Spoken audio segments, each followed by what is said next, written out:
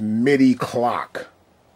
Now, MIDI clock is used to synchronize devices together. So I can synchronize this machine with my, let's say, Pro Tools. It's not Pro, but Reasons. So for example, I go press play, and I can play the song from the beginning.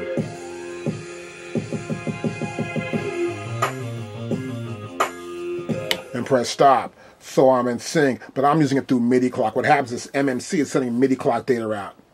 So, in addition to MIDI clock, it's used to synchronize note repeat as well. So the MPD can be a master or slave for MIDI clock purposes. Now this value is internal. That means internal means here that this machine is a controller. It's the master for internal. And then external means that it's being controlled by an outside source. So if a MIDI cable plugged up in here or a USB cable plugged in, and I press play in the software, well, that'll have this machine will be automatically in sync with whatever's happening. That way my note repeat will be perfectly in sync with the machine. Tap, tempo, average. Now this means that if I tap the tempo, tap, tap, tap, 2 or 3 times, and I tap it, and I tap it several times, that it's going to take an average. It's going to say, well, he tapped it 3 times, and of those 3 taps, what was the average speed of those taps? It may be 120 BPM, maybe 80 BPM, meaning beats per minute. So this is a great way for us to make sure that when we tap that pad, we don't have to tap it like over and over 18 times to get an average. You want to tap it 2 or 3 times. I prefer 3 taps.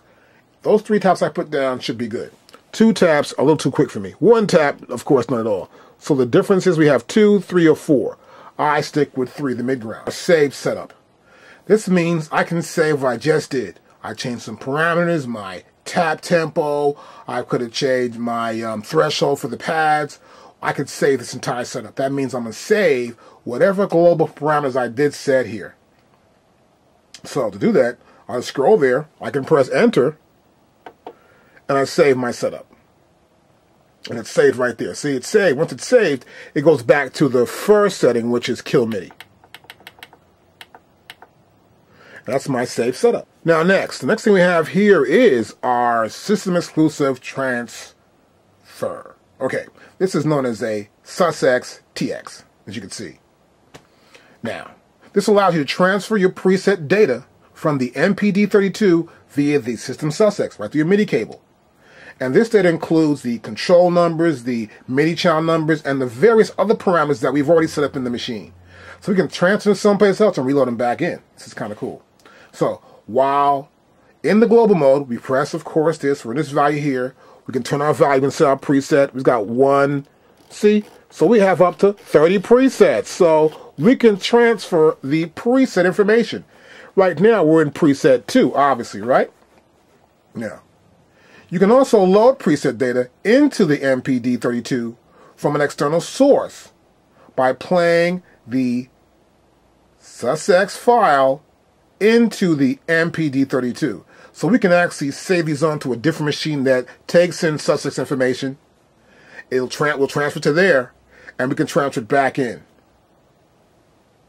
This can be done with a variety of Sussex applications, many of which are widely and freely available on the internet. So you get these applications you can get, and you could transfer them right onto a computer, let's say, and you can have a whole bunch of presets. And when you want to bring them back in, you just transfer them back in. You got to make sure the device is connected to your MPD32, either via USB or MIDI, depending on whether that machine. It could be an application on a computer. It could be within my MPC 1000, which might save the Sussex transfer data. Then I can send it right back to the MIDI cable from the MPC or my MV8800. Make sure that you are in the preset mode when you do this.